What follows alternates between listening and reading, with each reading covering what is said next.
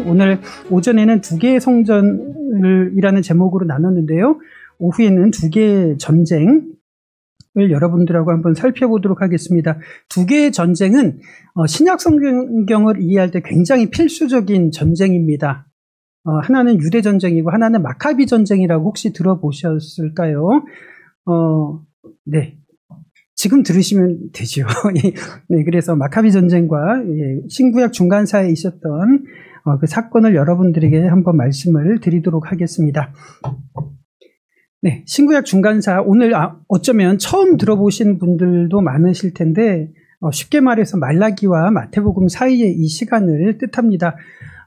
얼핏 보면은 한 페이지밖에 안 되지만 그 사이에는 500년이 넘는 그런 시간이 있었고 어떤 변화가 있었는지 오늘 이 시간에 한번 살펴보려고 합니다.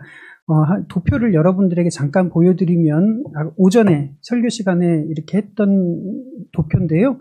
저기 이제 눈에 들어오시지 않습니까? 솔로몬 성전이 이때 만들어졌고 그 다음에 솔로몬 성전이 저때 파괴가 됐고 포로로 잡혀갔다가 다시 돌아와서 스룹바벨 성전, 제2성전이 만들어졌는데 그게 쭉 이렇게 예수님 시대까지 저 성전이 이렇게 세워졌었다라는 거. 그래서 학술적인 용어로는 신구약 중간사라고 하지 않고 제2성전기 혹시 들어보셨을 거예요. 그렇게 표현합니다. 왜냐하면 저 기간이 제2성전에 해당이 되는 거기 때문에 그래서 제2성전기라고 불리기도 합니다. 그래서 이 표를 보시면 이제 조금 익숙해지실 거예요. 첫 번째 성전이 있었고 두 번째 성전이 이렇게 역사 속에서 있었다는 거.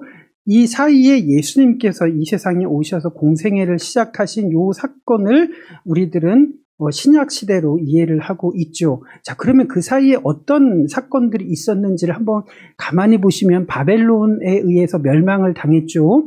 그런 다음에 요 표를 보시면 이수스 전투를 통해서 이제 한번 요 표를 보시면서 예수님 시대 사람들에게는 무엇을 원했을까?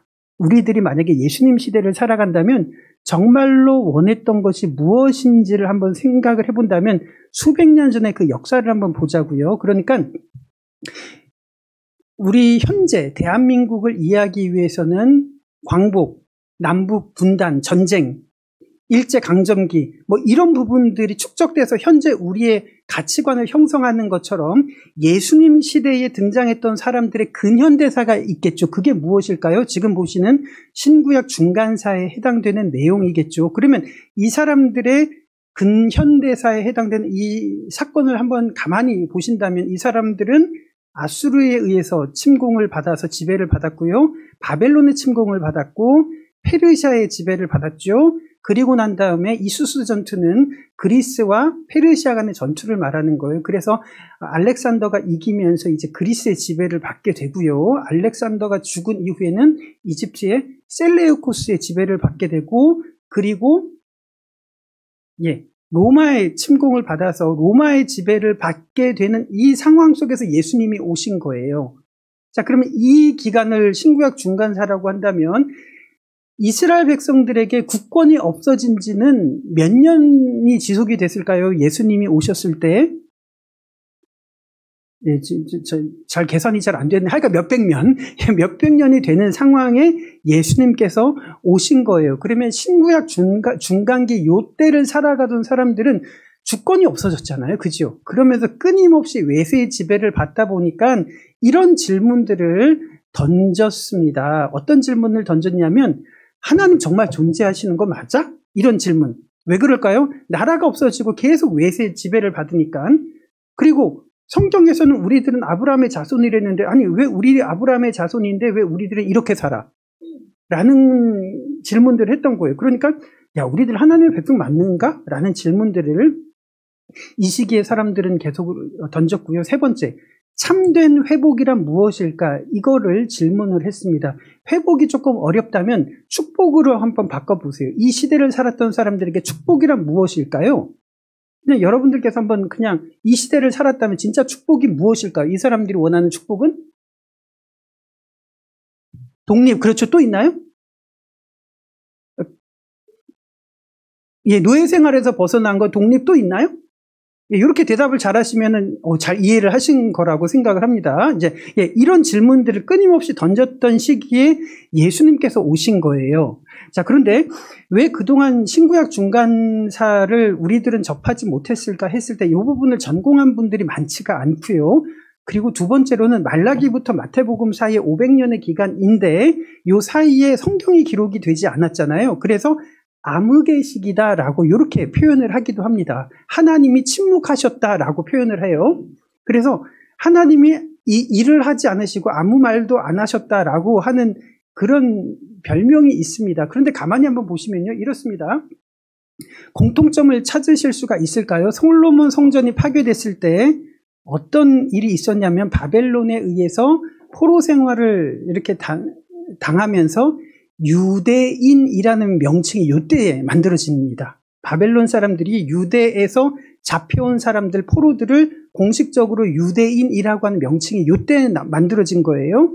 그리고 난 다음에 포로 귀환을 하고 난 다음에는 성전과 율법이 확립이 되는 거예요. 그래서 우리들이 보고 있는 이 성경의 초기 형태가 이때 확립이 되는 겁니다. 그래서 유대교라고 하는 것이 이때 만들어지는 거예요.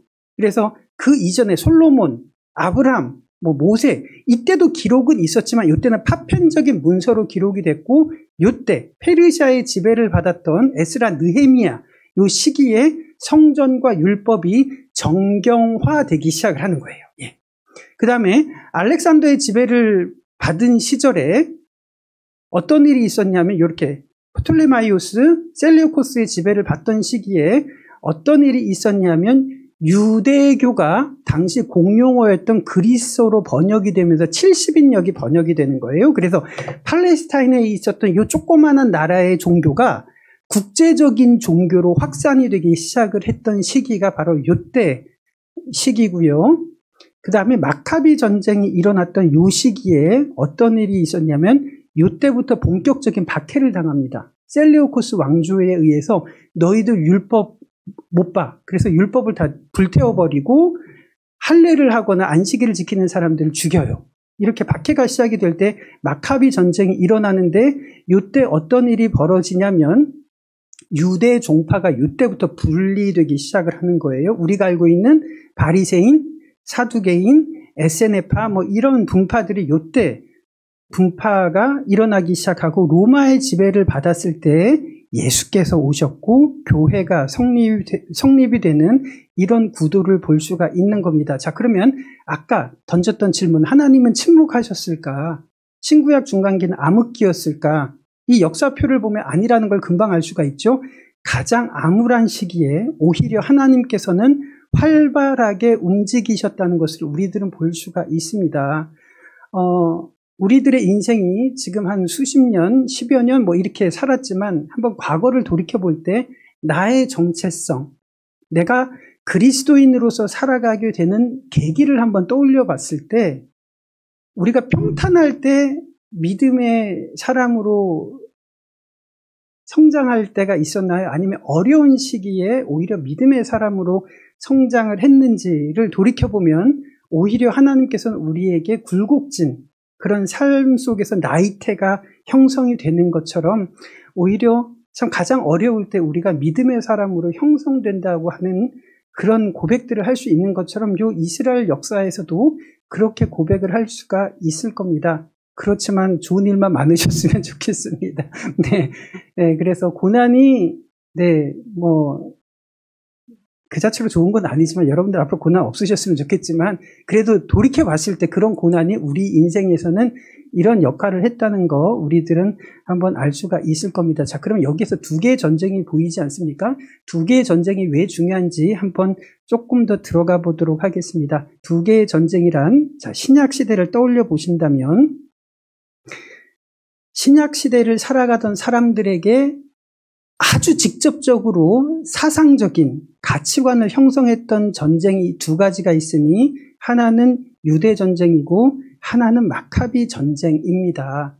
이제 우리들이 한번 살펴볼 텐데 예수님께서는 이제 유대 전쟁에 대한 예언들을 되게 많이 하셨어요. 그리고 조금 더 신학적으로 들어간다면 유대 전쟁이 끝난 이후에 신약 성경이 복음서가 기록이 됩니다.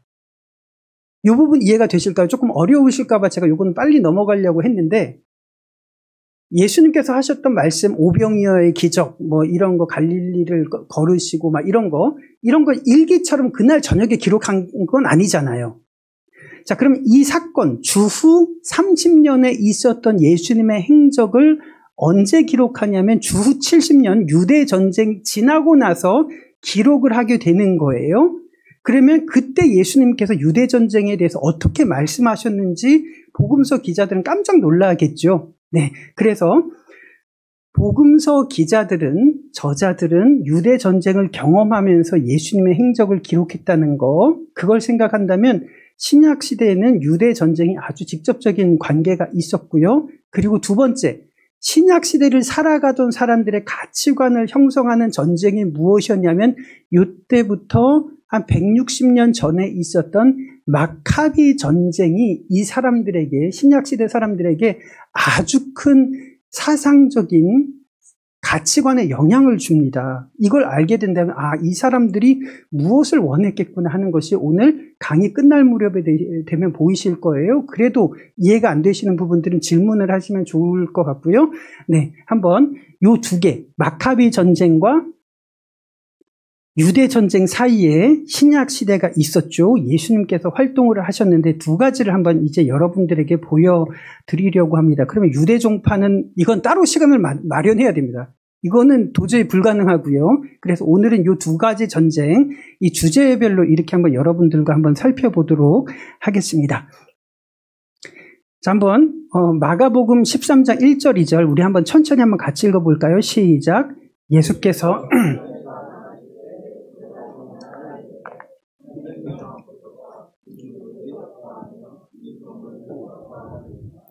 예수께서 이르시되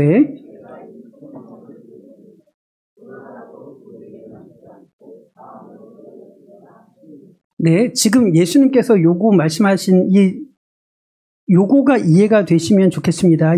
신약 시대죠. 예수님께서 이때 활동을 하셨고 유대 전쟁이 한 세대 후에 일어날 거고요.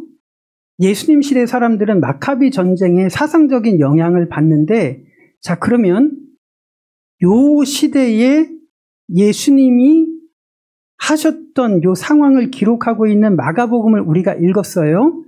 예수께서 성전에서 나가실 때 공간적인 배경은 어디죠?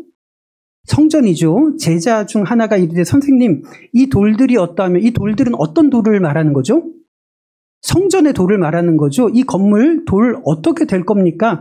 예수님께서 이 성전을 보시면서 이 큰 건물들을 보느냐? 돌 하나도 돌 위에 남지 않고 다 무너뜨려지리라. 이것을 예수님께서 말씀을 하셨는데, 그러면 요 무너뜨려지리라 하는 요거는 무엇을 말하는 사건일까요? 유대 전쟁을 말하는 거겠죠. 요거 이해가 되실까요?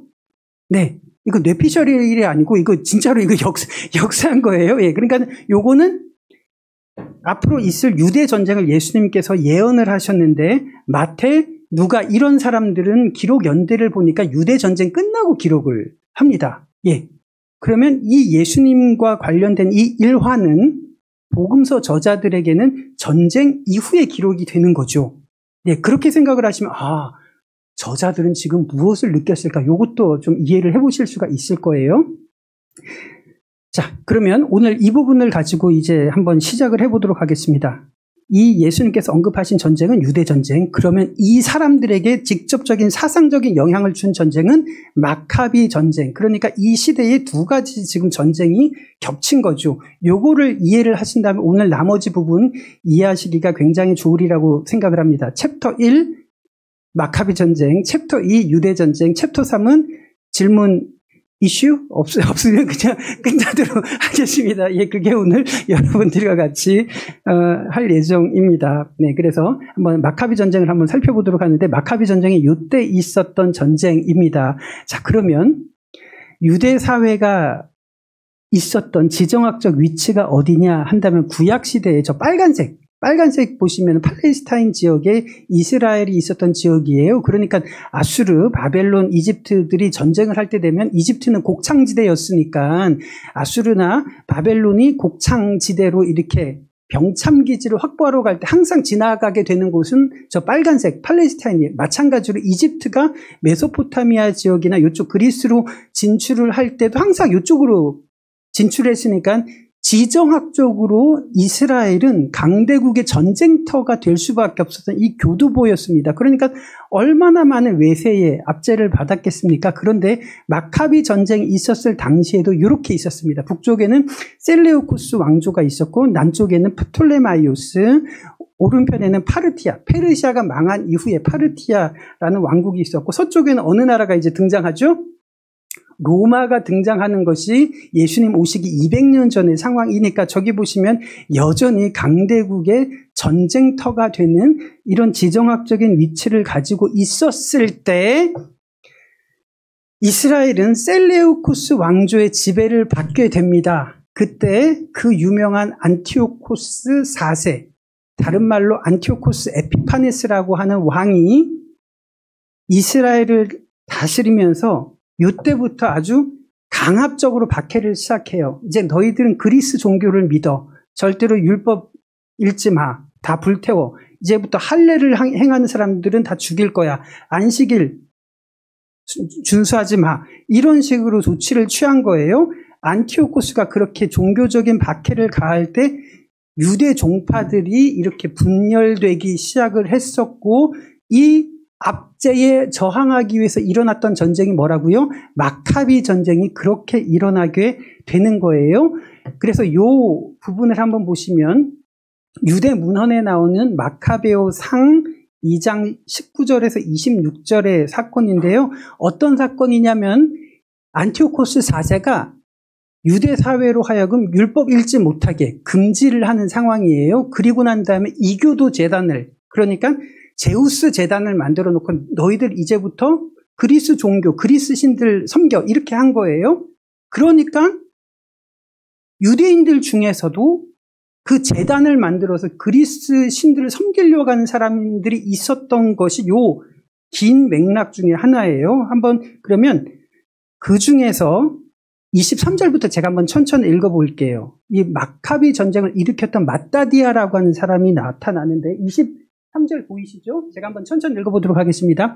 마따디아의 말이 끝났을 때 어떤 유다인 한 사람이 나와서 모든 사람이 보는 앞에서 왕명대로, 요 왕은 안티오코스 4세를 말하는 거예요. 모데인 제단에다 희생 제물을 드리려 했다. 희생 제물은 그리스 신들에게 이제 희생 제물을 드리는 거예요. 이것을 본 마따디아는 화가 치밀어 올라 치를 떨고 의분을 참지 못하여 앞으로 뛰어 올라가 제단 위에 그 자를 죽여버렸다. 그리고 사람들에게 이교 제사를 강요하기 위하여 온 왕의 사신까지 죽이고 제단을 헐어버렸다. 이렇게 해서 마따디아는 전에 비느하스가 살루의 아들 시므리를 찔러 죽였을 때처럼 율법에 대한 열성을 과시하였다. 이것은 주전 167년에 일어난 일인데 이때 이 사람들이 기억했던 사건은 언제 사건일까요? 26절. 비느하스가 살루의 아들을 찔러 죽였을 때 이 사건은 언제 사건일까요? 이제 우리 성경 지식이시죠. 모르는 거죠. 이게 민수기 25장의 사건 아니겠습니까? 그 사건을 떠올리면서 이제 이렇게 율법에 대해서 목숨을 걸고 저항을 합니다. 이게 바로 마카비 전쟁의 시작이에요. 3년 동안 마카비 전쟁이 진행이 됐는데 이 마따디아라고 하는 사람이 전쟁이 일어나자마자 죽어요. 그리고 마따디아의 셋째 아들이었던 유다 마카비가 전쟁을 계승해서 이겼기 때문에 이 유다 마카비의 이름을 따서 마카비 전쟁이 그렇게 불려지게 된 거예요. 자, 그러면 이 사람들이 전쟁을 일으켰던 동기는 무엇이라고요? 율법에 대한 열성을 과시하기 위해서 종교적인 명분 때문에 이렇게 전쟁을 일으켰고요. 율법에 대한 열성 보이시죠? 그리고 난 다음에 아버지 마따디아를 계승했던, 그 다음 한 번만 넘겨주실까요? 마카비, 아들 마카비가 이렇게 이야기를 하는 거예요. 18절 말씀, 유다 마카비를 말하는 거예요. 이렇게 이야기를 합니다. 한번 같이 18절, 19절 같이 읽어볼까요? 시작. 유다가 대답하였다. 작은 군대가 큰 군대를 쳐 이기는 것은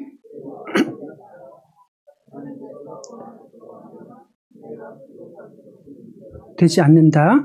전쟁의 승리는 군대의 다수에 달린 것이 아니고 하늘이 내려주는 힘에 달려 있다라고 이야기를 하면서 전쟁을 일으켰는데 누가 이겼을까요? 마카비가 이겼습니다. 이게 왜 말도 안 되냐면 페르시아, 알렉산더, 프톨레마이오스, 셀레우코스의 지배를 받은 상태였잖아요. 정규군이 없는 상태인데 이 알렉산더의 그 이집트 프톨레마이오스를 무찔렀던 셀레우코스의 군대를 압도적인 군대를 이겼던 거예요. 이게 말도 안 되는 사건인데 정말로 이겼습니다. 병력이 열세였는데 이겼는데 유다 마카비가 뭐라고 이야기하냐면 전쟁의 승패는 누구에게 달려있냐면 초자연적인 하나님의 개입에 달려있다라고 이렇게 이야기를 하는 겁니다. 자, 그러면 이 유대문헌 더 찾아보면 이 마카비가 떠올렸던 인물이 누구냐면 기드온을 떠올리는 거예요. 그러니까 아빠 마따디아는 누구를 떠올렸냐면 비느하스를 떠올렸잖아요. 민수기에 나오는 그 사람. 홈니와 비느하스 말고요. 민수기 25장에 나오는 그 비느하스를 떠올립니다. 그리고 아들 마카비는 누구를 떠올리냐면 기드온을 떠올려요. 그러니까 이 사람들은 지금 중간기를 살아가고 있는 사람들이지만 이 사람들의 가치관은 구약으로부터 내려오는 전통을 그대로 가지고 있는 겁니다. 자, 그런데 여기를 보시면 하늘의 군대, 하나님이 초자연적으로 개입하시면 병력이 아무리 강하더라도 아무리 많더라도 얼마든지 이길 수 있어 하는 믿음을 이때 가지고 있었던 겁니다. 자, 그리고 난 다음에 어떻게 됐을까요? 여기를 보시면 마카비 전쟁의 결과가 이렇게 나오는데요. 마카비 전쟁이 3년 동안 진행이 되면서 이겼습니다. 이러면서 예루살렘 성전을 되찾은 요 절기를 기념해서 신약 시대까지 지켰던 절기가 있으니 이 절기의 이름은 무엇일까요? 광복절은 아니고 제헌절 아니고요. 예, 이것은 무슨 절일까요? 6월절은 이제 출애굽기인 거고요. 혹시 요한복음에 보시면 수전절이라고 들어보셨나요? 예, 이 수전절이 요 절기를 말하는 거예요.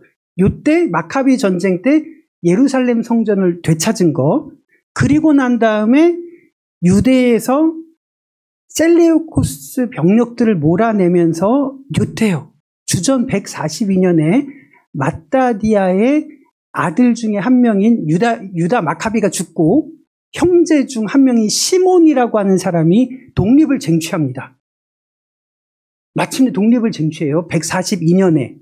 이거 꼭 기억하셨으면 좋겠습니다. 167년에 마카비 전쟁이 일어났고 142년에 독립을 쟁취하는데 80년 정도 지속이 되다가 로마의 삼두 정치가 진행이 될 때 줄리우스 카이사르는 서쪽을 담당을 했었고 폼페이우스는 동쪽을 담당을 해서 예루살렘을 정복을 합니다. 주전 63년이에요. 그러니까 독립을 100년도 안 되는 한 80년 정도 이렇게 다스리다가 독립을 유지하다가 로마의 압제를 당하게 되는 것이 이때 중간기에 있었던 사건입니다. 그리고 난 다음에 헤롯 대왕에게 로마는 모든 권력을 맡겨버리죠. 그리고 난 다음에 신약시대가 시작이 되는 거예요. 자, 그러니까 예수님 시대의 사람들에게는 독립이라고 하는 것은 어제 이야기 아니겠습니까? 그렇죠. 이 시간적으로 본다면 물론 그 세대들은 독립을 경험을 하지 못했지만 불과 할아버지 때 이 사건 아니겠습니까? 독립이.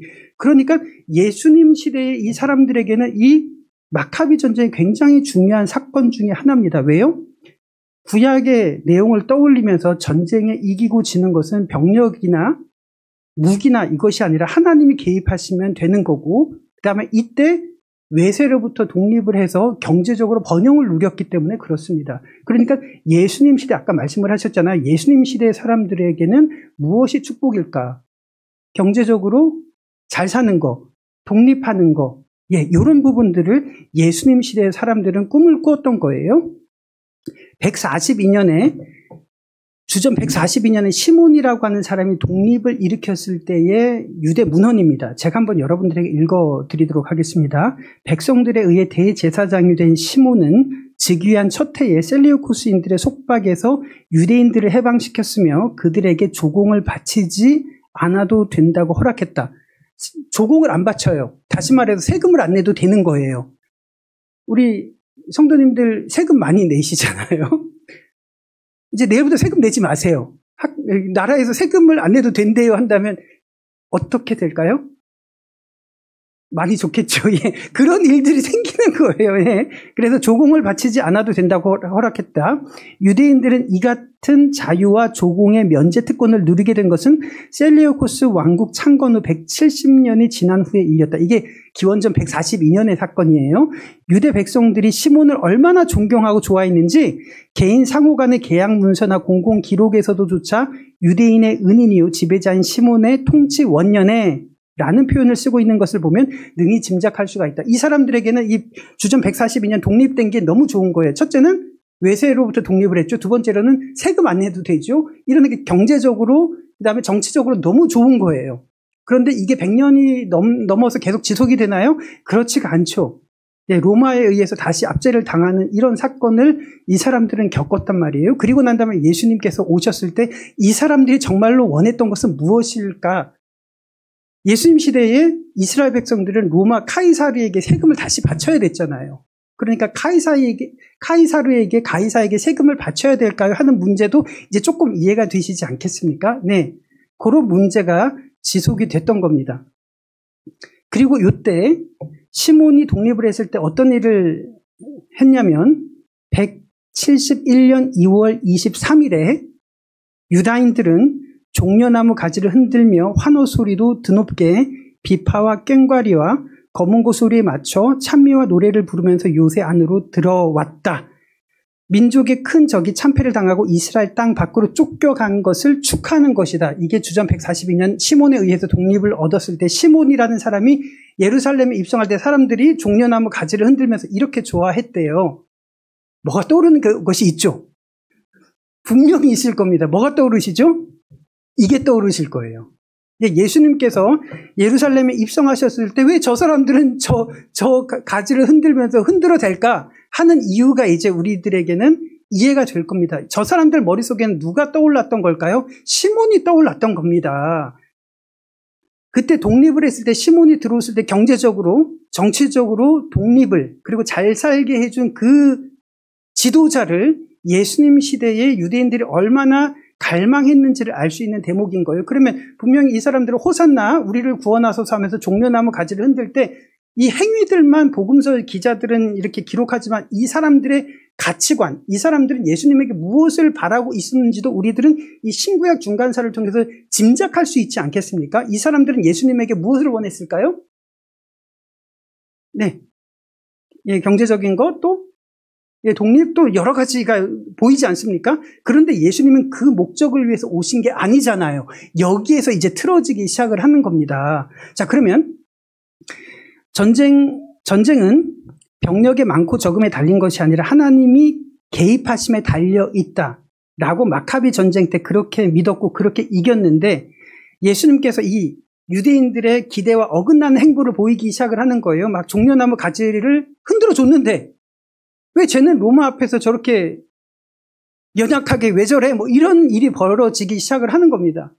그래서 예수님께서 어떻게 되시죠? 체포를 당하시잖아요. 그때 칼을 휘둘렀던 사람 있죠. 베드로가 칼을 휘두릅니다. 귀가 떨어져요, 누군가가. 그때 예수님께서 뭐라고 말씀을 하시냐면 하나님께서 할 수만 있다면 12연대나 되는 12군단이나 되는 천사를 동원할 수 없는 줄 아느냐. 이게 뭘까요?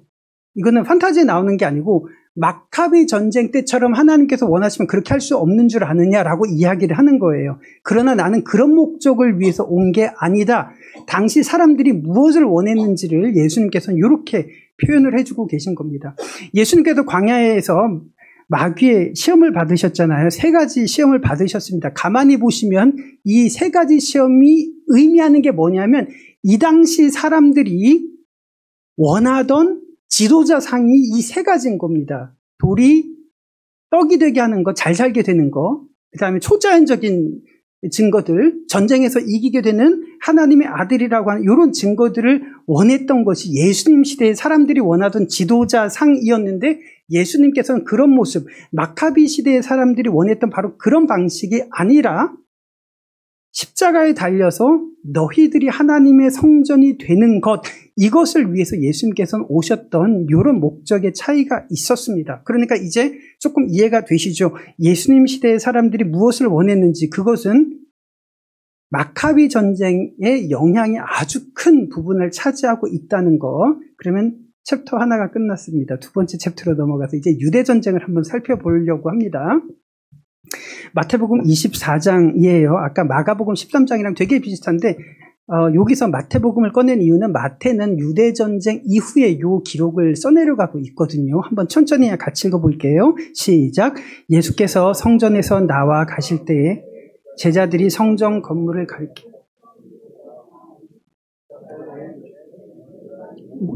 보지 못하느냐? 내가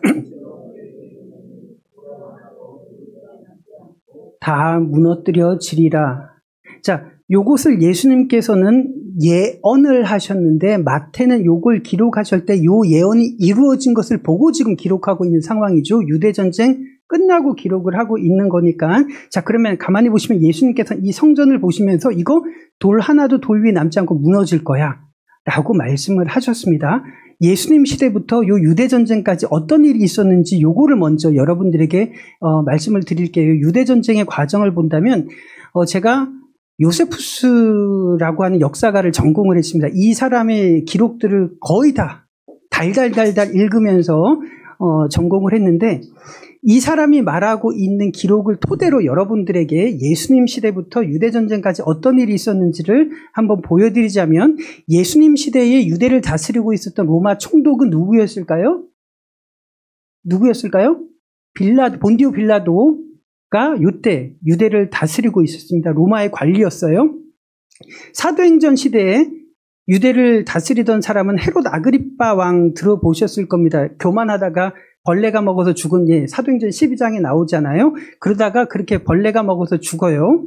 그리고 난 다음에 다시 로마에서는 총독을 파견하는데 벨릭스 총독이 파견됩니다. 들어보셨죠? 성경을 읽어보시면 벨릭스 다음에 베스도가 파견이 됩니다. 여기까지 사도행전에 기록이 된 거고요. 그 다음에 알비누스가 파견이 돼요. 그 다음에 플로루스가 파견이 됩니다. 플로루스가 아주 유대인들을 괴롭혔어요. 이렇게 괴롭히자 유대 전쟁이 66년부터 발발하기 시작을 합니다. 그리고 유대 전쟁으로 인해서 예루살렘 성전이 파괴된 것은 몇 년요? 70년에 파괴가 되는 거예요. 그래서 유대 전쟁의 발발은 66년부터 그리고 완전히 진압이 되고 망하는 것은 70년에 이렇게 망하게 되는 거예요. 자, 그러면 이 시대까지, 이 상황까지 성전, 물리적인 성전은 서 있었죠. 그때 예수님께서 이 성전을 뭐라고 이야기하시냐면 너희가 이 성전을 헐라 내가 사흘 동안에 일으키리라 라고 하실 때 성전, 물리적인 성전 눈에 보이는 거지만 지금 예수님께서 말씀하신 성전은 다른 의미라는 게 이제 조금 이해가 되실까요? 성전된 자기 몸을 가리켜서 지금 예수님께서는 말씀을 하시는 거예요. 그런데 성전이 어떻게 파괴될 것인지 예수님께서는 곳곳에 이렇게 이야기를 하셨는데 가만히 보시면 로마라는 나라 너무 강력하잖아요. 그렇죠? 로마라는 나라는 너무 강력한데 유대인들이 반란을 일으킨 것이 몇 년요? 주후 서기 66년. 진압된 것은 70년. 무려 4년 동안 독립을 쟁취한 거예요. 그럼 독립을 쟁취하면 이 사람들 머릿속에 누가 떠오를까요? 마카비가 떠오르겠죠. 예. 그러면서 요거는 고고학적으로 나온 건데요. 66년에 발행된 동전입니다. 예루살렘에서 발행된 동전. 예루살렘은 거룩하다라는 동전을 발행합니다. 67년에 발행된 동전. 시온의 자유. 이제 시온은 자유롭다. 그 다음에 68년에 발행된 동전. 시온의 구원을 발행을 합니다. 이런 걸 해서 마카비 전쟁 때랑 이 모티브가 똑같은 거예요. 로마로부터 이제 4년 동안 이렇게 버티면서 이 당시까지는 4년이 될지 10년이 될지 모르는 거잖아요. 이렇게 로마로부터 저항을 성공하면서 드디어 우리가 마카비 때처럼 전쟁에 이겼구나 이렇게 생각을 하면서 동전을 발행하게 되는 거예요. 그런데 이 사람들은 이렇게 생각을 하고 있었지만 로마에서는 어떤 일이 있었는지를 세계사를 이해하시는 분들이라면 왜 유대 전쟁이 4년 넘게 지속이 됐는지를 이해하실 건데 이렇게 되는 거예요. 66년에 유대 전쟁이 예루살렘에서 발발되기 시작을 합니다. 그래서 로마 군대가 요거를 이 반란을 진압하기 위해서 베스파시안 장군이 이집트에서 병력을 끌어모아서 이렇게 남쪽에서 이렇게 진군을 하고요. 그의 아들 티투스가 북쪽에서 남쪽으로 이렇게 남하해서 이제 66년에 예루살렘을 진압하려고 이렇게 하고 있습니다. 이때 로마의 황제는 누구였을까요? 네로. 그렇죠. 이때 66년에 네로의 상태는 어떤 상태였을까요? 미쳐가기 시작을 하잖아요. 그렇죠? 예. 그래서 이제 진압을 하려고 이제 하기 직전인 거예요. 근데 네로가 막 정신 상태가 미쳐가기 시작을 하는 거예요. 그래서 베스파시안이 편지를 보냅니다. 그런데 우리가 하면은 문자 보내는 카톡 하면 카톡하고 이제 네로가 보는 게 아니잖아요. 공격할까요? 라고 해서 말 타고 배 타고 말 타고 갔다가 다시 그 전령이 말 타고 배 타고 말 타고 오는 게 3개월 걸리는 거예요. 포위하고 난 다음에 진압하려고 베스파시안이 전령을 파견합니다. 이제 진압을 할까요? 생포할까요? 이렇게 보내는데 3개월 이렇게 하니까 네로가 그때 미쳐가면서 죽습니다. 그러니까 이 답장을 못하고 황제가 서거했다는 이야기를 받는 거예요. 그런 다음에 요 2년 동안 로마에서 어떤 일이 있었냐면 오토가 일어나서 황제가 됐다가 비텔리우스, 갈바 이 세 사람이 3년 동안 서로 막 황제가 되겠다고 올라가서 죽이고 하는 일이 벌어지는 거예요. 그러면 예루살렘을 진압하려고 하던 베스파시안 입장에서는 되게 좀 혼란스러운 거죠. 이제 진압합니다 했더니 답장이 황제가 죽었대요. 3개월 후에. 진압할까요 했더니 새로운 황제가 생겼대요. 진압할 거 했더니 황제가 죽었대요. 뭐 이게 이제 2, 3년 동안 반복이 되는데 밖에서는 유대에서는 마카비 전쟁 때처럼 이겼다고 생각하고 동전을 발행을 하는 겁니다. 우리는 이제 독립했어. 구원이야. 시온의 자유야. 이런 식으로 생각을 했던 것이 안과 밖이 달랐던 거예요. 그러니까 오토, 갈바, 비텔리우스 황제가 6개월, 1년 뭐 요 정도로 이제 황제가 되고 죽고 죽이고 하는 막 이런 일이 있으니까 베스파시안이 어떤 생각을 했을까요? 그렇죠. 이것 봐라. 그럼 내가 황제하면 되겠네 하면서 예, 베스파시안이 군대를 데리고 그 로마로 진격을 해서 이렇게 해서 베스파시안이 황제가 되는 거예요. 베스파시아누스 정식 명칭은 영어식으로는 베스파시안 이렇게 황제가 되고 이 베스파시아누스는 아들 티투스에게 너 내 병력까지 가지고 가서 얘네들 진압해. 그게 주후 69년이 되는 거예요. 그래서 티투스가 이 8만 명의 병력으로 예루살렘을 진압을 했던 것이 유대 전쟁의 서막입니다. 그러니까 얘네들은 독립을 했다고 생각했지만 착각인 거죠. 로마에서 막 이런 일들이 정신없는 일이 벌어졌는데 지금 보시는 요 지도가 예루살렘 지형이에요. 그래서 북쪽과 서쪽은 평지여서 이제 성벽이 삼중 성벽으로 이렇게 돼 있습니다. 그러니까 북쪽과 서쪽에서 공격을 하는 것은 여러 번 공성전을 펼쳐서 성벽을 무너뜨려야 함락이 가능한 건데 동쪽, 아래쪽 보니까 이쪽은 흰놈의 골짜기, 기드론 골짜기로 돼 있어서 벽 하나예요. 그러니까 로마군이 공병전이 아주 탁월한 군대잖아요. 어떤 식으로 생각했냐면 이 골짜기 흙으로 메워서 침입하면 되겠다라고 생각을 한 겁니다. 티투스가. 그리고 난 다음에 이렇게 들어가기 시작을 한 거예요. 이게 바로 주후 70년에 있었던 유대 전쟁의 진압인 겁니다. 이때 유대 내부에서는 어떻게 저항을 했냐면 예루살렘 성전을 본부로 해서 유대 전쟁을 항전을 한 겁니다. 그게 역사 속에서 벌어진 유대 전쟁의 내막이에요. 그런데 이때 유대 전쟁을 직접 보고 경험했던 요세푸스는 뭐라고 기록을 했냐면 강도들은 명칭을 잘 보세요. 강도들은 하나님의 성전을 자신들을 위한 요새와 피난처로 삼았다. 그래서 성전은 그들에게 작전본부로 이용되었다라고 기록을 합니다. 이 명칭 잘 보시면 명칭 어디를 본부로 했다고요? 성전을 본부로 했는데 이 성전을 본부로 해서 항전하는 사람들을 지금 뭐라고 표현을 하는지 보시면 뭐라고 표현합니까? 강도라고 표현하는 게 정치적으로 혹시 이해가 되실까요? 조금 좀 민감한 부분이긴 하지만 이 진압하는 사람 입장에서 본다면 항전하는 사람들은 강도로 이해를 하겠죠. 유대인들 보면은 독립투사지만 진압하는 입장에서 보면 강도 같은 레스테스라고 해서 레지스탕스의 어원이 되는 이 언어가 여기에서 발생을 하는 겁니다. 그러니까 로마 관점에서 독립하는 얘네들은 강도가 되는 거고, 유대인들의 입장에서 봤을 때는 이 사람들이 독립투사가 되는 이 명칭의 차이가 있는 거예요. 그러면 여러분들 누가 떠오릅니까? 예수님께서 십자가에서 죽으실 때 오른편 왼편에 있는 두 사람 누구죠? 명칭을 뭘로 성경에서는 기록을 하나요? 강도라고 하잖아요. 강도. 그럼 이 사람들은 뭐 소매치기, 뭐 살인범, 강도 이 사람들이 아니라 이렇게 정치적으로 이렇게 붙들려서 있었던 독립투사들인 거예요. 네. 그래서 복음서 저자들도 이런 명칭을 쓸 수밖에 없었던 것이 바로 그런 정치적인 맥락이 되는 겁니다. 그러니까 예수님께서 이제 요한복음을 보면 요한복음 언제 기록이 됐냐면 서기 90년에 기록이 됩니다. 주후 90년에. 그러니까 유대전쟁이 끝나고 20년이 지나고 난 다음에 기록이 되는 거니까 이 사람들 독립투사로 쓰면 안 되겠죠. 로마 시대가 돼버린 거니까. 그러니까 강도라고 쓸 수밖에 없었던 그런 정치적인 시대가 바로 그렇게 펼쳐지는 겁니다. 그래서 보시면 성전에 들어가서 장사하는 자들을 내쫓으시며, 이것을 기록한 것은 누가복음인데요. 이것이 발생했던 시기는 언제죠? 예수님 시대니까 주후 30년이 되겠죠. 기록한 것은 언제요? 유대전쟁이 끝나고. 예, 그러니까 이 명칭과 어휘가 어떻게 지금 나오게 되는지를 여러분들이 이해하시면 좋을 거예요.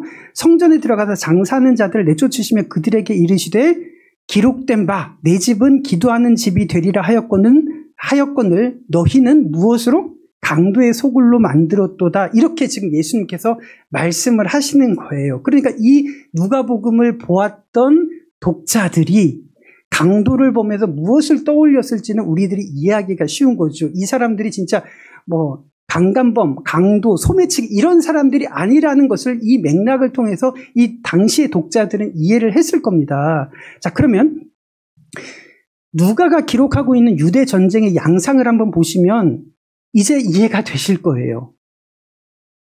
예수님께서 유대 전쟁을 예언하신 내용을 누가는 유대 전쟁 끝나고 누가복음을 기록하는데 제가 한번 천천히 읽을게요.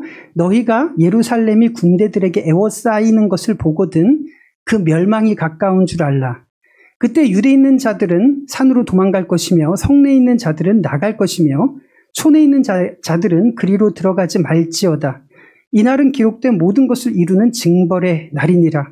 그날에는 아이 벤 자들과 젖먹이는 자들에게 화가 있으리니 이는 땅에 큰 환난과 이 백성에게 진노가 있겠음이로다. 그들이 칼날에 죽임을 당하며 모든 이방에 사로잡혀 가겠고 예루살렘은 이방인의 때가 차기까지 이방인들에게 밟히리라. 라고 누가는 기록을 하고 있는데, 이거 내용을 보시면 요세푸스라고 하는 사람이 직접 보고 기록했던 유대전쟁이랑 너무 비슷하지 않습니까? 그래서 학자들은 누가가 요세푸스의 기록을 보고 참고했다라고 이야기를 합니다. 요 부분에서. 그렇지만 예수님께서 이것을 정말로 예언을 하셨다면 이게 너무 놀라운 거예요. 예수님께서 예루살렘이 멸망할 것을 이렇게 예언을 하셨다면 너무 똑같잖아요. 유대 전쟁의 예언과 실제로 벌어진 상황이, 티투스가 8만 명의 병력을 가지고 예루살렘을 포위합니다. 완강하게 저항을 하니까 바로 진압을 못하고 5개월 동안 포위를 해서 고사작전을 지내요. 그러니까 유대인들이 예루살렘 안에 갇혀서 5개월 동안 못 나가는 겁니다. 그래서 어떻게 하냐면 이제 식량이 떨어지기 시작을 하는 거예요. 주후 70년에 포위가 됐을 때. 그래서 어떻게 연명을 했는 줄 아십니까? 갓난아기들 잡아먹었습니다. 네. 오늘은 우리 애기, 내일은 예. 그래서 티투스가 이제 토성을 쌓고 이제 들어가니까 갓난아기들이 없는 거예요. 그래서 이제 얘네들은 살려둘 필요가 없다 해가지고 어떤 기록이 나왔냐면 그 당시 110만 명의 유대인들 중에서 9만 7천 명만 로마로 개선 행렬의 포로로 데리고 가서 노예로 팔아버리고 나머지 사람들은 그 자리에서 다 칼날로 죽이는 거예요. 그다음에 어린애들 같은 뭐 유치원생들은 발끝을 잡고 성벽에다가 던져서 뭐 개구리처럼 이렇게 쌓여서 죽은 아이들이 산더미 같았다라는 그런 이야기가 요세푸스의 기록에 있는 거예요. 그걸 생각하고 예수님께서 요 말씀을 하신 거를 한번 떠올리시면 너무 비상하지 않습니까? 23절, 그날에는 아이 벤 자들과 젖먹이는 자들에게 화가 있으리니 이는 땅에 큰 환난과 이 백성에게 진노가 있겠음이로다. 예수님께서 그렇게 예언을 하셨는데 진짜로 이 유대인들이 그렇게 칼날의 멸망을 당한 거예요. 예수님께서 주후 30년 예루살렘 성전을 보시면서 이렇게 말씀하셨습니다. 가까이 오사 성을 보시고 우시며 이르시되 너도 오늘 평화에 관한 일을 알았다면 좋을 뻔 하였거니와 지금 내 눈에 숨겨졌도다. 지금 너희들은 구원을 받을 만한 시기인데 너희들이 이해하는 지도자들은 마카비 같은 지도자들이지 예수님이라는 것을 이 사람들은 모르고 지금 눈이 가려져 있는 상태다라고 하는 것을 예수님께서 이렇게 말씀을 하시는 거예요. 그리고 난 다음에 43절 날이 이를지라 내 원수들이 토성을 쌓고 토성이에요. 너를 둘러 사면으로 가두고 또 너와 및 그 가운데 있는 내 자식들을 땅에 메어치며 돌 하나도 돌 위에 남지 아니하리니 이는 내가 보살핌을 받는 나를 알지 못함을 인함이니라. 이런 기록이 있습니다. 돌 하나도 돌 위에 남지 않았다라는 게 정말로 실현이 됐습니다. 어떻게 실현이 됐냐면 헤롯이 스룹바벨 성전을 증축을 해가지고 화려하게 만듭니다. 그런데 이것을 진압하던 로마 군인들이 어떤 생각을 했냐면 진압을 하다가 성전의 벽에 도금이 돼 있는 것을 알고 하나라도 더 수집해서 가려고 폐허의 잔해들 다 뒤진 거예요. 성전 도금된 거 하나라도 더 긁어가려고. 그러니까 진짜로 문자 그대로 돌 위에 돌 하나도 남지 않고 이게 다 뒤집혀진 거예요. 이것 때문에. 그리고 예루살렘을 탈출하기 위해서 사람들이 귀금속을 먹고 이게 삼켜서 이렇게 탈출했다는 첩보가 로마 군인들에게 펼쳐지니까 사로잡아서 어떻게 했는지 이해가 되죠. 그런 일들이 벌어지는 겁니다. 그러니까 젖먹이는 자, 뭐 이런 내용들이 진짜로 문자 그대로 이루어진 장면입니다. 그런데 여기를 보시면 이는 네가 보살핌을 받는 나를 알지 못함을 인함이니라. 즉 너희들에게 기회가 있는데 그 기회를 놓친 거야 라고 예수님께서는 그렇게 말씀하신 거예요. 어떤 기회인지 조금 더 한번 살펴보도록 하겠습니다. 성전에 들어가서 장사하는 자들을 내쫓으시며 그들에게 이르시되 기록된 바 내 집은 기도하는 집이 되리라 하였거늘 너희는 강도의 소굴을 만들었도다. 이걸 생각한다면 이 누가복음이 일기처럼 기록이 됐다고 하면 그냥 신기할 따름이지만 이것이 발생한 시기와 이것이 기록된 시기 이것을 떠오른다면 너무 재밌는 거예요. 너무 실감나는 거예요. 이 기록이. 그러면서 이렇게 나옵니다. 예수님께서 예루살렘에 입성하셨을 때 바리새인들 당시 종교 지도자들입니다. 이 지도자들이 뭘 해요? 나중에 예수님께서 이제 부활하고 승천하시고 난 이후에 이 지도자들이 뭘 하냐면 성전을 본부 삼아서 유대 전쟁을 일으키잖아요. 이 사람들이 무리 중에 어떤 바리새인들이 말하되 선생이여 당신의 제자들을 책망하소서 대답하여 이르시되 내가 너희에게 말하노니 잘 보세요. 만일 이 사람들이 침묵하면 돌들이 소리 지르리라 하시니라. 다시요. 이 사람들이 침묵한다면 이 성전에 있는 이 돌들이 소리 지를 거야. 이렇게 얘기를 한 거예요. 전 이게 비유인 줄 알았어요. 자, 그런데 유대 전쟁이 벌어지고 난 다음에 누가 이 전쟁을 진압을 하죠? 베스파시아누스는 황제가 되잖아요. 아들 누구죠? 기억납니까? 이름 티투스가 이 전쟁을 이어받아서 진압을 합니다. 혹시 로마에 가신 분 계신가요? 그러면 좀 손 들려고 이렇게 손 들어도 되나 하시는데 콜로세움 옆에 이제 언덕 쪽으로 이렇게 올라가다 보면 개선문처럼 생긴 거 이거 보이실 거예요. 이게 티투스 개선문. 이게 언제 만들어졌냐면 티투스가 예루살렘을 정복하고 이 97,000명의 노예들을 로마로 개선식을 하러 데리고 오면서 그 유대전쟁 진압을 승리한 것을 기념하기 위해서 만든 그 건축물이 티투스 개선문인데 이 안을 보시면 이렇게 새겨져 있습니다. 로마 병사들이 예루살렘을 약탈하는 이 장면 조금 더 자세하게 보면 이렇게요. 그러니까 예루살렘 성전 안에 있는 이 촛대 뭐 이런 기물들을 옮기는 장면이 여기에 그대로 새겨져 있습니다. 아마 로마를 다시 가고 싶을지도 모를 거예요. 어쨌든 티투스 개선문이 그렇게 이렇게 포로로마노 이렇게 올라가는 그 길에 개선문처럼 세워져 있는데 이런 장면이 새겨져 있습니다. 이게 언제요? 70년에 유대전쟁이 진압이 되고 이 사람들을 포로로 잡아오면서 만들어진 건물입니다. 그리고 난 다음에 이게 콜로세움인데 이걸 누가 만들었을까요? 여기에 보시면 콜로세움, 위키피디아입니다. 누가 만들었냐면 여기요, 이렇게 베스파시안 황제 치하에 만든 건물이 콜로세움인데 콜로세움의 재료가 뭘까요? 예루살렘 성전의 잔해들을 가지고 와서 세운 겁니다. 그러면 아까 이 사람들이 잠잠하면 이 돌들이 소리 지르리라 했잖아요. 그런데 예수님을 알아보지 못하고 기회를 놓쳤기 때문에 이 사람들이 예수님에 대해서 소리를 지르지 못한 거예요. 그러니까 이 돌들이 정말로 지금까지 소리를 지르고 있지 않습니까? 그러니까 너무 놀라운 겁니다. 이걸 보면. 그래서 이게 도대체 이거는 어디까지가 상징이고 어디까지 진실일까, 뭐 이게 사실일까를 모르겠는데 이 역사를 보니까 너무너무 소름 끼치는 겁니다. 예수께서 성전에서 나와서 가실 때에 제자들이 성전 건물들을 가리켜 보이려고 나아오니 대답하여 이르시되 너희가 이 모든 것을 보지 못하느냐? 내가 진실로 너희에게 이르노니 돌 하나도 돌 위에 남지 않고 다 무너뜨려 지리라. 예수님께서 이렇게 말씀을 하셨습니다. 어떤 기회가 있었길래 그 사람들은 이것을 놓치고 이런 끔찍한 비극, 이 끔찍한 최후를 맞이했을까요? 예수님께서 십자가에 못 박혀 죽으시기 전에 이렇게 재판을 받으셨습니다. 예수님께서 거짓 선지자였다면 예수님께서 십자가에서 죽으셨겠습니까? 아니죠. 십자가라고 하는 형벌은 절대로 거짓 선지자나 사기꾼한테 주는 형벌이 아닙니다. 십자가 처벌은 오로지 딱 한 죄수, 뭘까요?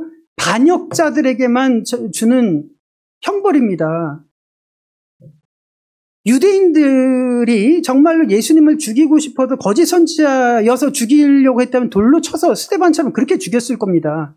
그런데 어떻게 만들었을까요? 로마 총독에게 말해서 이 사람은 반역자라고 이렇게 계속 이렇게 항소한 겁니다. 그래서 예수님께서 그렇게 죽으셨고 양편에 강도가 있었는데 이 강도들 역시 명칭은 강도지만 이 두 사람들은 누구요? 독립운동을 하다가 이렇게 잡혀서 죽은 사람들이었습니다. 그때 빌라도가 묻습니다. 이 사람은 죄가 없노라. 내가 몇 대 때려서 그냥 놓아주겠다 하니까 죽이소서. 이 사람들을 살려주면 당신은 가이사의 친구가 아닙니다. 당신도 반역하는 겁니다. 라고 이렇게 이야기를 하는 거예요. 그러니까 빌라도가 뭐라고 이야기를 하냐면 백성이 다 대답하여 이르되 그 피를 우리와 우리 자손에게 돌리소서 이렇게 이야기를 하는 겁니다. 예수를 죽이면 우리가 그 책임지겠다라고 이야기를 하는 거예요. 우리와 우리 자손에게 돌리라고 했던 그 사람들이 어떻게 됐을까요? 유대전쟁의 결과가 그 결과인 겁니다. 그러니까 이걸 생각한다면 너무 끔찍하죠. 그러니까 우리가 봤을 때 예수님을 믿는다는 것 자체가 너무 신령한 축복인데 이것을 거부하는 사람들이 당해야 되는 심판과 멸망은 너무 끔찍한 겁니다. 예. 유대인들도 이런 징벌을 당했거늘 하물며 이방인들은 오죽할까? 그게 누가복음 23장에 그렇게 나온 이야기인 거예요. 오늘 한번 이 두 개의 전쟁을 우리들이 살펴봤습니다. 예수님께서 활동을 하셨을 때는 유대 전쟁으로 지금 흘러가고 있었는데 그때 사람들의 가치관과 판단을 형성하고 있었던 것은 마카비 전쟁의 이 흔적들을 가지고 이렇게 있었던 겁니다. 이 교차에서 예수님을 어떻게 지금 기대하고 있었는가의 이 차이 때문에 예수님이 죽었던 사건이 발생을 했죠. 자, 그런데 요걸 보시면 이 신전과 같은 거대한 성전이 예수님 시대에 서 있었습니다. 그런데 이것은 어차피 멸망하고 파괴될 수밖에 없었던 겁니다. 왜요? 유대전쟁에 의해서 이렇게 파괴될 거니까. 이렇게 성전은 이렇게 처참하게 폐허가 될 것이지만 예수님께서 원하시고자 했던 것은 무엇일까요? 이겁니다. 오늘 오전에 읽었던 거. 그 안에서 건물마다 서로 연결하여 주 안에서 성전이 되어가고 너희도 성령 안에서 하나님이 거하실 처소가 되기 위하여 그리스도 예수 안에서 함께 지어져 가느니라. 이 새로운 성전을 우리들에게 말씀하시기 위해서 당시 사람들의 기대와는 다르게 예수님은 죽으실 수밖에 없었던 거고 십자가에서 죽으심을 통해서 그것을 믿는 사람들이 성전이 되어서 하나님께 영광을 돌리는 이것을 예수님께서는 이루시기 위해서 예수님께서는 십자가에서 죽으셨고 그 많은 사건들이 그렇게 발생을 하는 겁니다. 그러면 오늘 신구약 중간기 동안 이 사람들이 던졌던 질문 3가지 떠오르십니까? 과연 하나님은 존재하시는가? 현실은 압제를 당하고 팍팍한데 정말 하나님 존재하시는 거 맞아? 2번째, 야 하나님이 날 사랑한다며 근데 왜 내 생활은 이 모양이야? 하나님 우리 사랑한다며 근데 왜 삶이 이렇게 팍팍해? 이거. 3번째, 회복이란 무엇인가? 우리들이 생각하는 회복, 우리들이 생각하는 축복은 무엇일까요? 라고 생각을 했을 때 하나님이 생각하는 축복, 우리가 생각하는 축복 어떨까요? 하나님은 우리들에게 무엇을 원하실까요? 우리와 함께하는 것. 근데 우리들은 됐고요. 이런 식으로 떠오르는 것은 아닌가라는 이 괴리감이 예수님 시대에 예수님을 바라봤던 시선, 그리고 예수님께서 이루시려고 했던 계획의 이 간극이 지금 우리가 살아가고 있는 이런 간극이 아닐까 생각을 합니다. 오늘 2개의 전쟁을 한번 살펴봤습니다. 왜 이 질문을 다시 여러분들과 같이 살펴보냐면 중간사 시절에 수백 년 동안 던졌던 질문이 우리들의 질문 아닙니까? 과연 하나님 존재하시는 거 맞아? 저는 목사지만 저도 매일 던지는 질문입니다. 죄송합니다. 믿음이 없는 것처럼 보여가지고. 네, 저도 실존의 문제나 이런 삶에 직면을 할 때 왜 기도했는데 왜 안 이루어져? 뭐 이렇게 억한 심정이 들 때도 있습니다. 2번째, 하나님 나 사랑한다며. 내 삶은 이게 뭐야? 우리 애새끼들 이거 뭐야? 뭐 이런 얘기, 이런 생각들 있지 않습니까? 3번째, 회복이란 무엇일까? 그런데 아까 우리들이 굴곡진 순간마다 하나님께서 이스라엘 백성들에게 어떻게 하셨는지 우리들이 살펴봤잖아요. 하나님께서는 자신의 이름을 걸고 그의 백성들을 지키셨습니다. 그 강력했던 바벨론이 불과 70년 만에 멸망을 했잖아요. 그런데 진짜 별 볼 일 없는 이스라엘 민족들이 얼마나 오랫동안 지속이 되는가를 생각해본다면 이거 너무 기적 아닙니까? 페르시아가 흔적도 없이 사라지잖아요. 알렉산더의 제국들이 흔적도 없이 흡수가 돼버립니다. 그런데 이스라엘 민족들은 민족이 수천 년 동안 이어져요. 이게 참 놀라운 일인 것 같습니다. 그러면서 하나님이 그의 백성들과 함께한다. 내가 너희들을 버리지도 않고 내 오른손으로 너를 붙잡으리라. 강이 너를 침범치도 못할 것이고 불이 너를 사르지도 못할 거야. 너희들을 지킬 거야. 내가 진짜 원하는 것은 너희들과 함께하는 거야. 이게 중간기를 거치는 사람들의 질문에 대한 하나님의 응답이었다면 이게 어쩌면 우리들에 대한 하나님의 응답이 아닐까 생각을 합니다. 맨 첫 시간에 우리 성도님들과 이 질문 던져봤습니다. 언제 우리들은 믿음의 사람들이 됐을까요? 생각을 해본다면 바로 그 시절, 생각하기도 싫었던 바로 그 시절, 그때 하나님께서 함께 하셨고 하나님께서는 우리들로 하여금 그 불기둥을 건너게 하셨고 강물을 건너게 하셨고 기가 막힌 웅덩이를 피하게 하셨습니다. 지금이 2025년 8월입니다. 우리 성도님들 2015년 8월에 뭐 하셨습니까? 그때 2015년 8월요? 그때 기도 제목이 무엇이었습니까? 아마 지금 기도 제목이랑 크게 다르지 않을걸요? 그쵸? 이러다 우리 집 망하는 거 아니야? 우리 길거리에 나앉는 거 아니야? 아마 그렇게 하셨을 겁니다. 10년이 지났습니다. 어떻게 됐습니까? 우리 길거리에 나앉지 않았습니다. 어떻게 됐습니까? 우리 애들 나름대로 잘 먹고 잘 살고 있습니다. 이게 바로 하나님께서 우리를 버리지 않으시고 고아와 같이 내버리지 않으시고 함께 하시는 그런 지난날의 흔적이 아닐까 생각을 합니다.